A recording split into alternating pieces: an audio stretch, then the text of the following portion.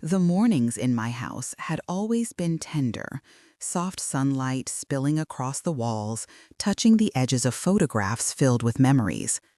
Outside, my classic car rested quietly in the driveway, gleaming like a guardian of my youth.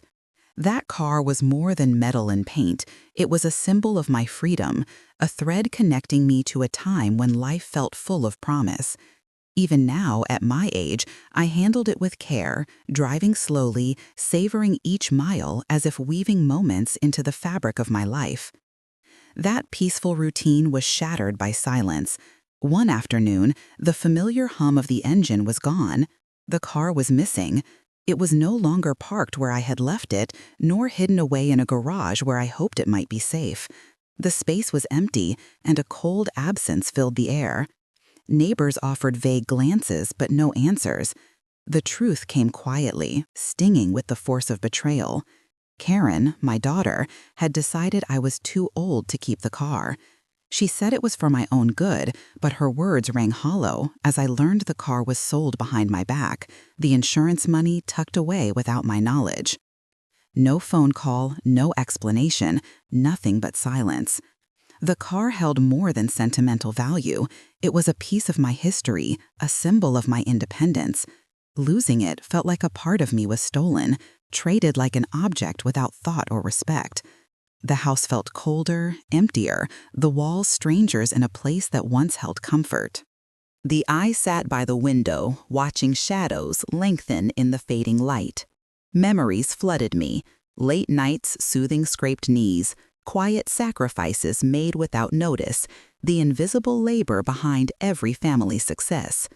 These were threads that held us together, threads I thought honored.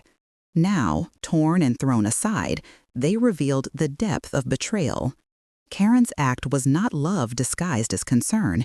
It was greed, entitlement cloaked in false protection. She had chosen convenience over respect, ownership over care. The pain settled deep in my chest, a heaviness unlike any physical wound. Yet, amid the sorrow, a stubborn clarity began to grow. I resisted the urge to confront or scream, knowing anger blinds rather than builds. Instead, I let betrayal settle into something colder, a deep resolve. This loss was a call to awaken, a challenge I would not ignore. They had underestimated me, seeing only fragility where there was strength, age where there was experience. The woman they dismissed had endured years of quiet sacrifice and learned patience. Within me, a fierce determination pulsed beneath the surface, ready to rise not with fury, but with quiet power. As evening settled, I whispered to the shadows around me, a vow forming like steel in my soul. They thought my years and memories were nothing. They were wrong. That promise echoed steady and unyielding, the foundation of what would come next, a quiet rebellion built not on noise, but on undeniable purpose.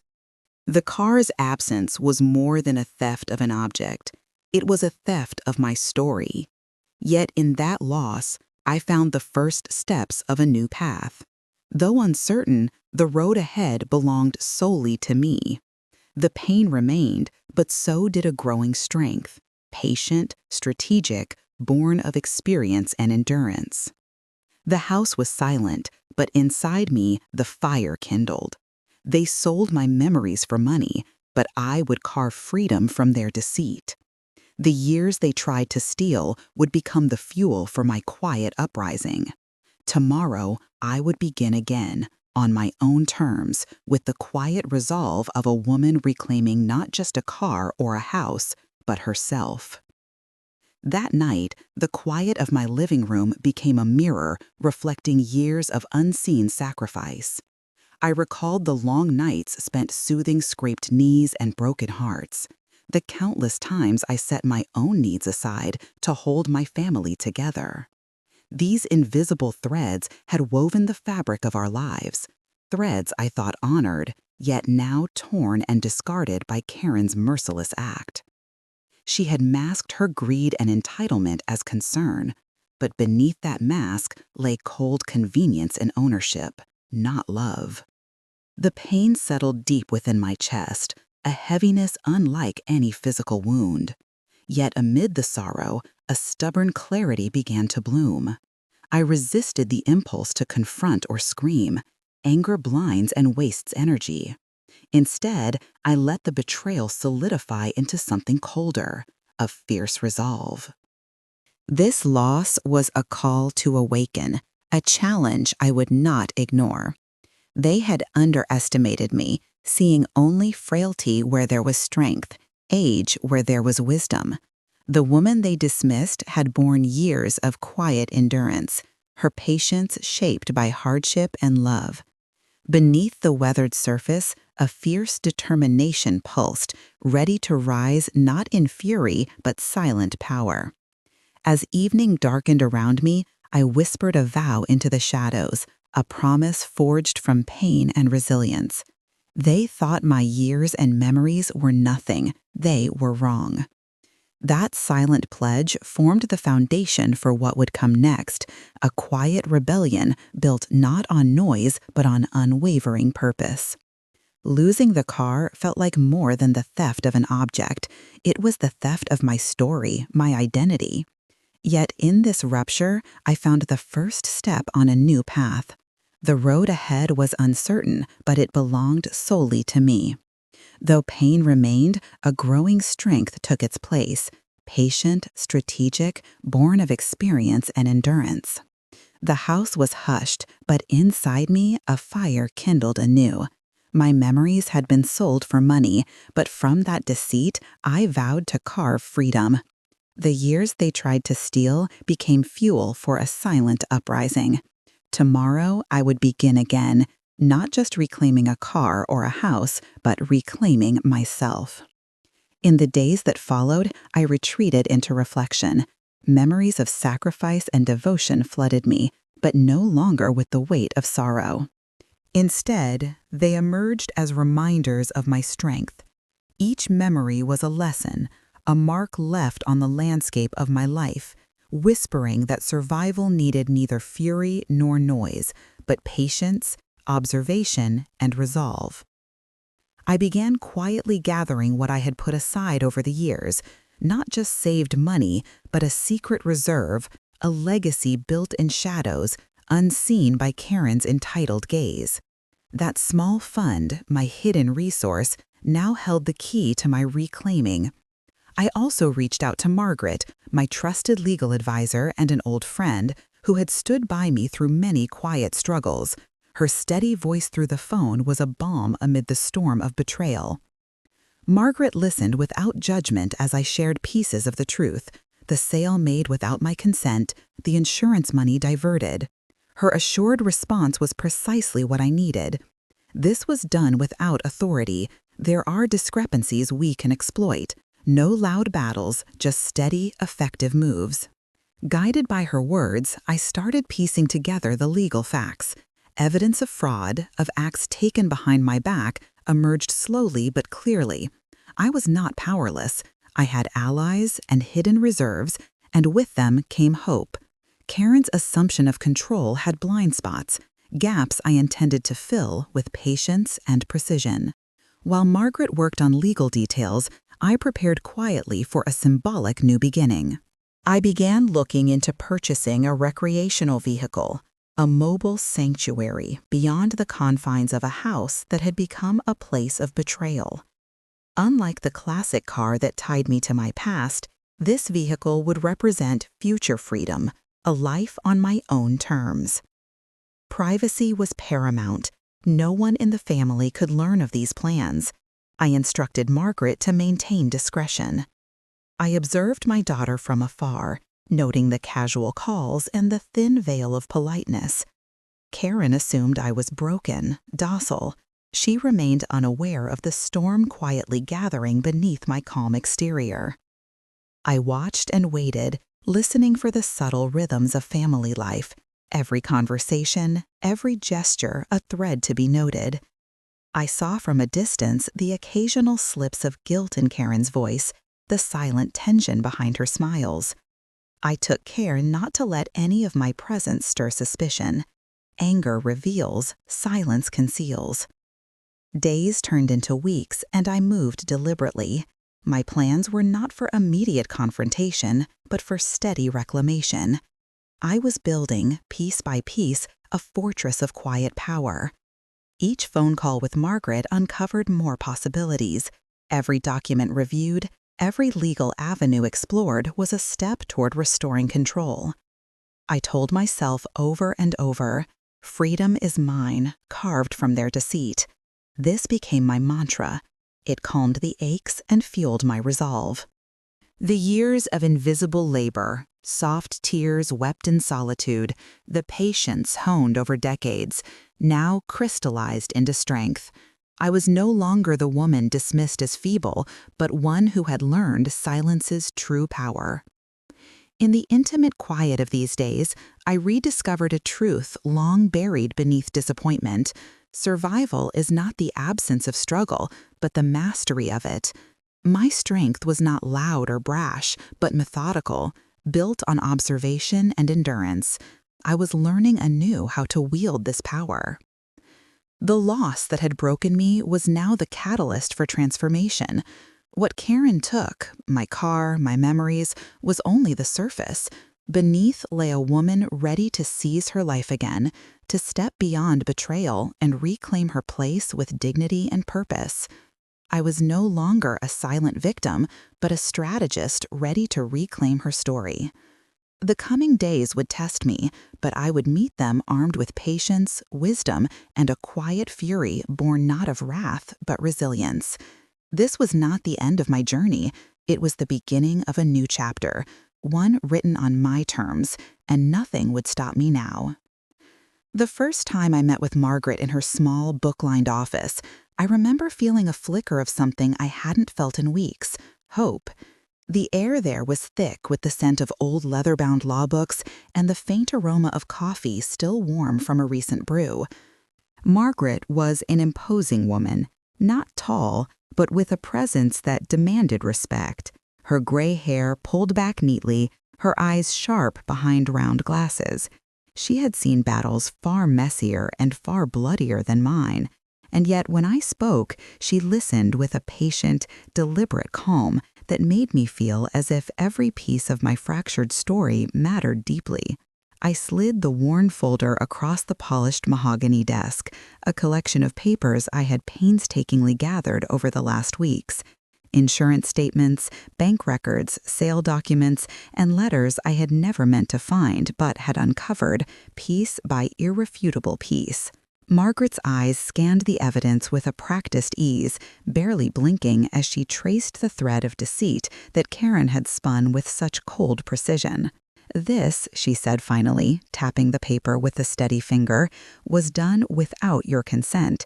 It's clear, fraudulent sale, insurance money pocketed, and you were kept in the dark every step of the way." Her voice was neither accusatory nor disbelieving. It was factual, measured, as if stating an incontrovertible truth that needed to be corrected. I nodded silently, swallowing the lump in my throat. To hear it laid bare in legal terms was both devastating and empowering. The betrayal was real, but so was the route to justice.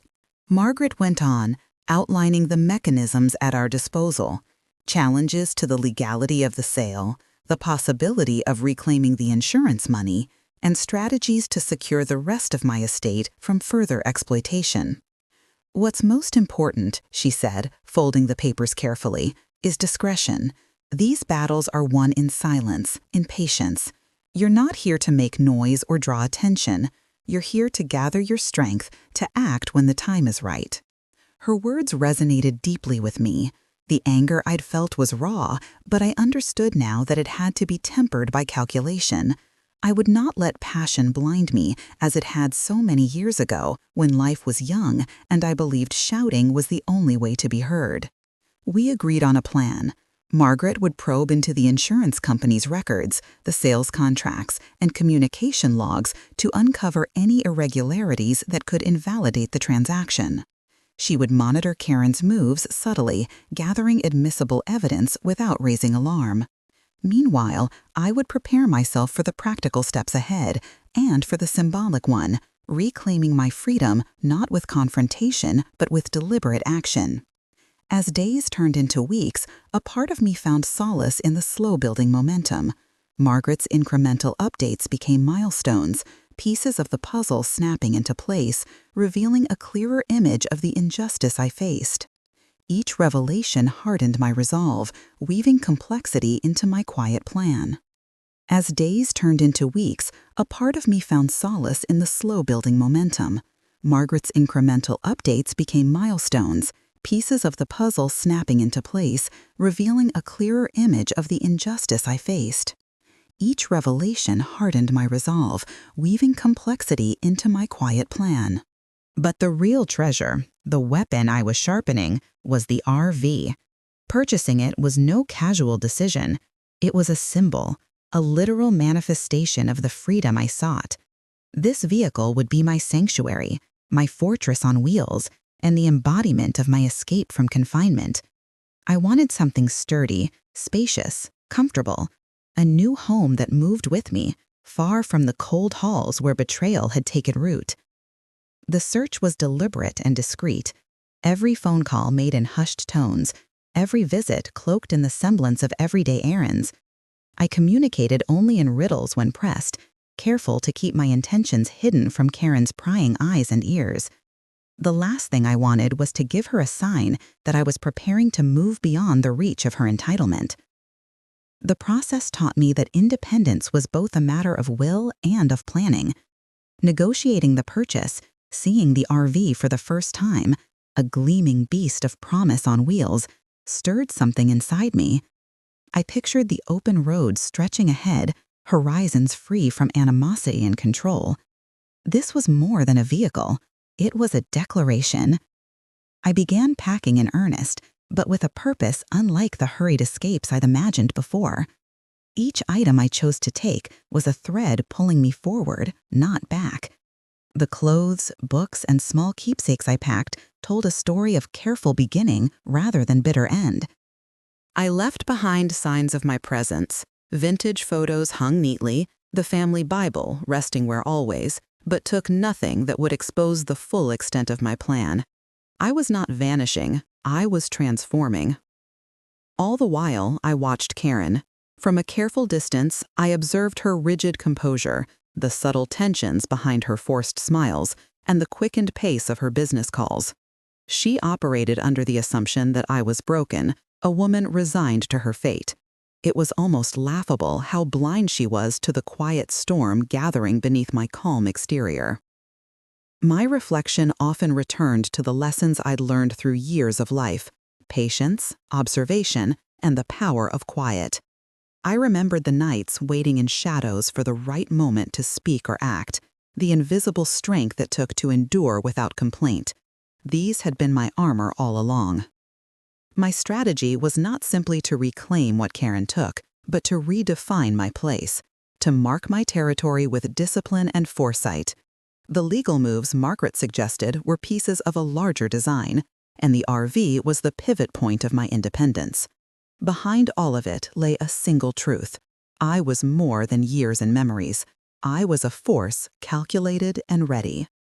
I often rehearsed my future steps in my mind, weighing the impact of each carefully plotted move. I was no longer the woman who might have shouted or cried. Now, every decision was precise, like the hands of a clock turning in perfect sync to mark the moment of my ascent. When Margaret reported findings of discrepancies in Karen's handling of the insurance paperwork, I smiled quietly to myself. The truth was unfolding as I had hoped. The house of cards was beginning to tremble, though Karen, wrapped in her entitlement, had no idea. I held my cards close, revealing them only when the time was mine. Living this double life, watching without revealing, planning without haste, was challenging but exhilarating. Each day felt like a chess game where I controlled the board while everyone else played in ignorance. The power was intoxicating, but grounded firmly by my purpose. Throughout it all, freedom is mine, carved from their deceit, became my silent anthem. More than words, it was a steady pulse propelling me forward, a beacon in the darkest moments. I knew the path ahead would be full of trials, but I had learned that true strength was built in silence, endurance concealed, patience steady, and I was ready for what was to come. This was no longer about a stolen car or insurance money. It was about reclaiming my life, my dignity, and rewriting the narrative that Karen had tried to overwrite. With Margaret's steady guidance and my own unwavering resolve, I was poised not just to win, but to rise, quietly, strategically, and without mercy. The day I finally signed the papers for the RV is etched into my memory, not as a moment of triumph, but as a quiet turning point. Margaret's office smelled of old books and polished wood, the kind of place where years and stories lingered in the dust and light. She sat across from me, steady and reassuring, watching as I signed each page. Each pen stroke was deliberate, measured, a silent severing of the ties that had bound me to grief and betrayal. The documents represented freedom, not just from the house that had become a prison, but from years of being underestimated and overlooked. That RV was more than a vehicle. It was a vessel of new beginnings. When I first saw it, gleaming and sturdy, I knew it was the fortress I needed. A home that moved with me, away from the walls where betrayal had taken root and thrived. I pictured waking each morning to horizons shifting like watercolor landscapes, far from the echoes of lies and manipulated loyalties. It promised adventure and sanctuary, a place where I could choose the pace, the people, the moments to hold close. Packing for this departure was a sacred ritual. Every item I selected was weighed with intention: clothes that felt like armor, books that fed my soul, mementos that reminded me of my own strength rather than my losses. Yet in the house I left behind, I left evidence of my presence gently intact. Vintage photos carefully staged as if undisturbed, the family Bible resting quietly on its shelf. These reminders were for the eyes of those left behind, a silent proclamation that my story was not erased, only rewritten. The morning I departed was cloaked in muted light and heavy with unspoken emotion. The sky was swollen with rain, threatening but reluctant to fall. I slipped quietly into the RV, the hum of the engine a steady pulse of promise beneath me. No dramatic declarations were needed, no farewells shouted or tears spilled. My departure was a whisper, a shadow slipping away from a house that no longer held me. As the driveway receded, so too did the weight I had carried for years, not just the burdens of possession, but the invisible scars left by betrayal. The open road stretched before me like an invitation, each mile dissolving the distance between who I was and who I was to become. Towns flickered past, brief and insignificant compared to the vastness embracing me. The loneliness of the road was a companion different from the isolation I knew before. It was a quiet strength, deep and full. Surrounded by new skies and endless possibilities, I was no longer confined by the expectations and deceit of others. I was my own force moving forward, untethered and whole.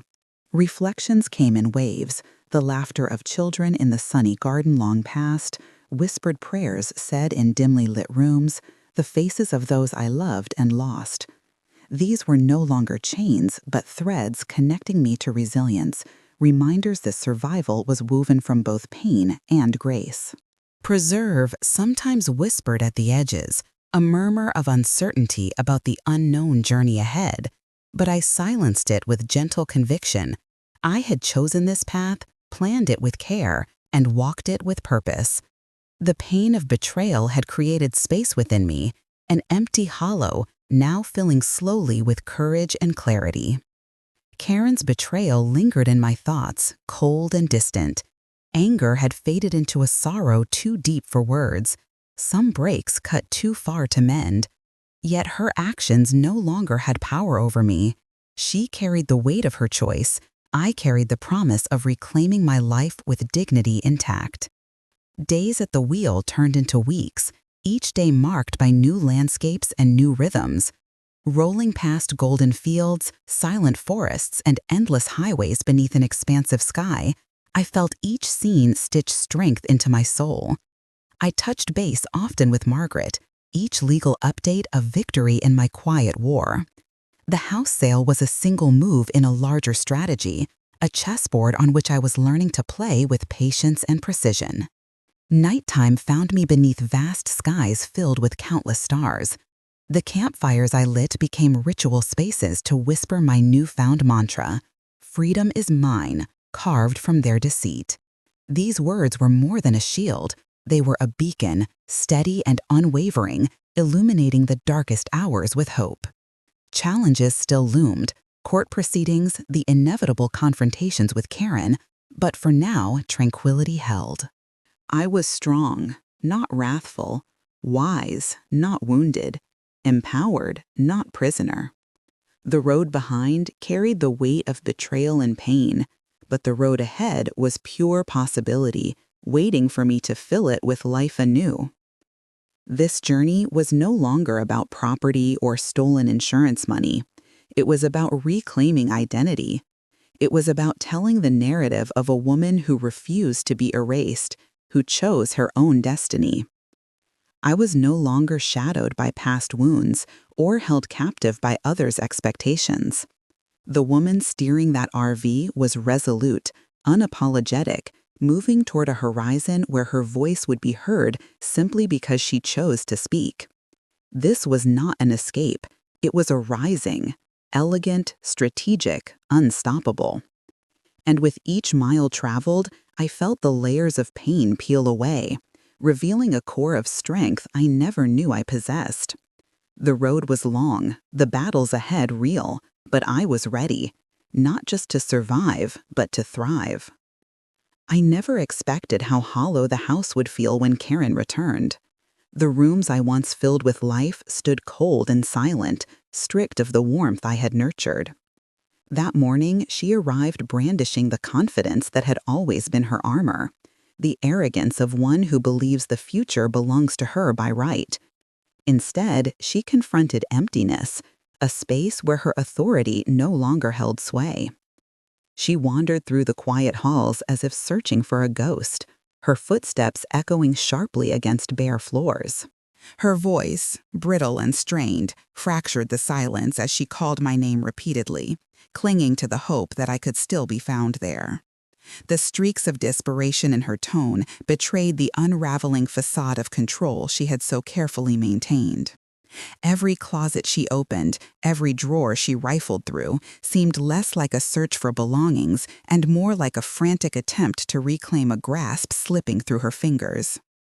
On the kitchen table, the legal papers rested like cold sentinels, immutable proof that the house had been sold, sealed by signatures she never anticipated. The stark reality settled around her like a shadow. The home was no longer hers to command or control.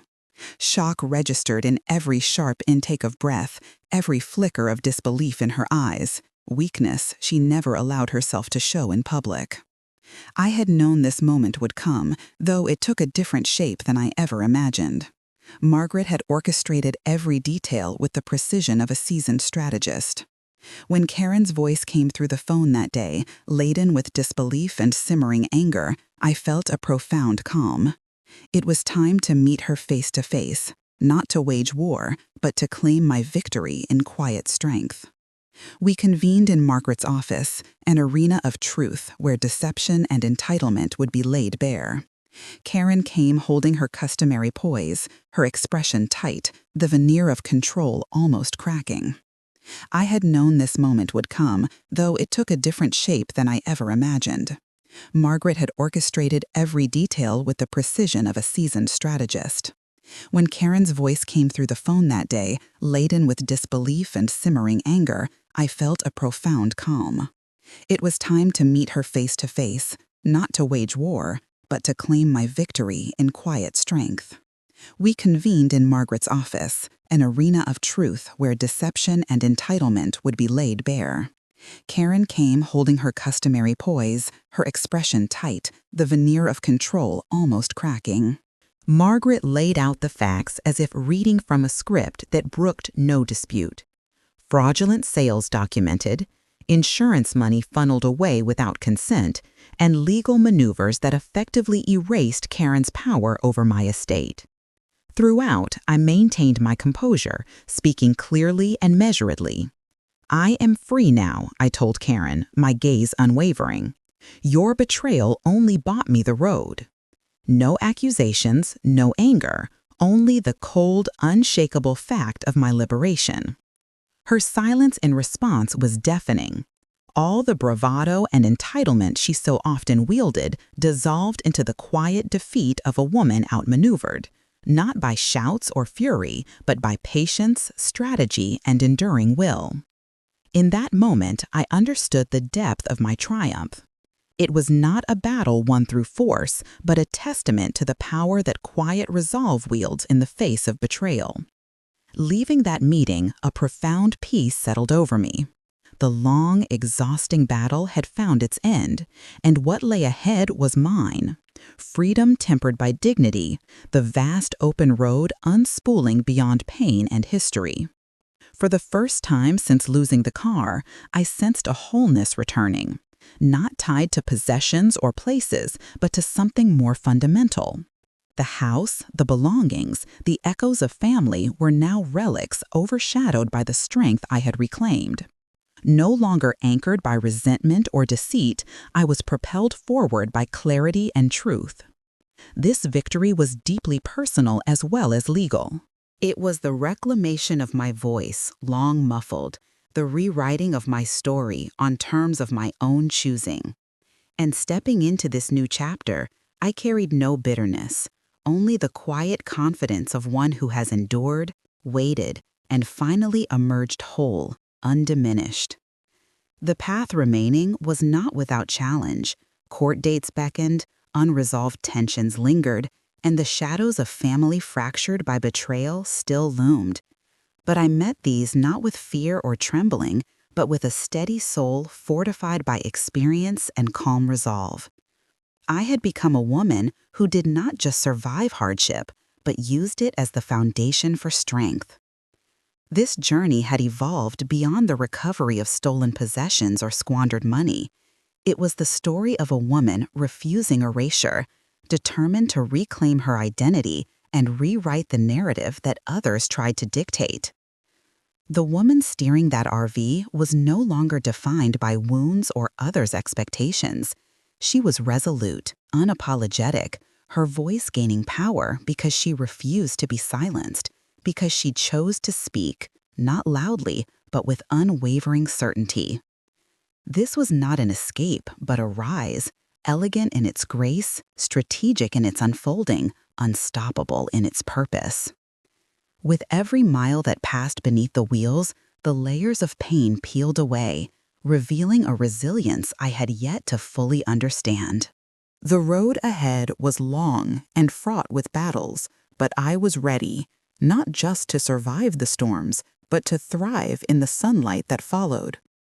The open road stretched endlessly ahead, a vast invitation to freedom and renewal. As the miles unfolded beneath the wheels of my RV, I felt a transformation deep within me, a shedding of old burdens and a quiet emergence into a life reclaimed. This sanctuary on wheels had become my fortress, a place where the shadows of betrayal and pain could no longer reach me. The steady hum of the engine was a comforting rhythm, syncing with the renewed beat of my heart.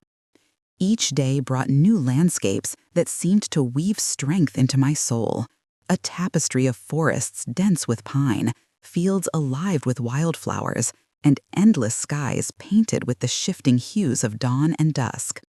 The world was wide and vibrant, a reminder that life still held beauty despite the scars left behind. Here, surrounded by nature's vastness, I found space to breathe, to reflect, and to heal. In the quiet evenings beneath a canvas of stars, I often whispered my mantra softly, "Freedom is mine, carved from their deceit." These words were more than comfort. They became a beacon guiding me through the darkest moments, a steady flame of hope and resilience. Each repetition anchored me, a reminder that true freedom is crafted with intention, patience, and courage. Memories of betrayal surfaced sometimes, but they no longer defined me. Instead, they were like cracks in stone that let the light in, illuminating a new path forward. I embraced the truth that I was more than my past wounds.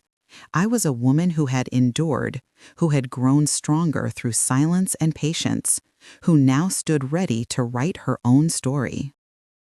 The challenges ahead, the looming court dates, unresolved family tensions, felt daunting but no longer overwhelming.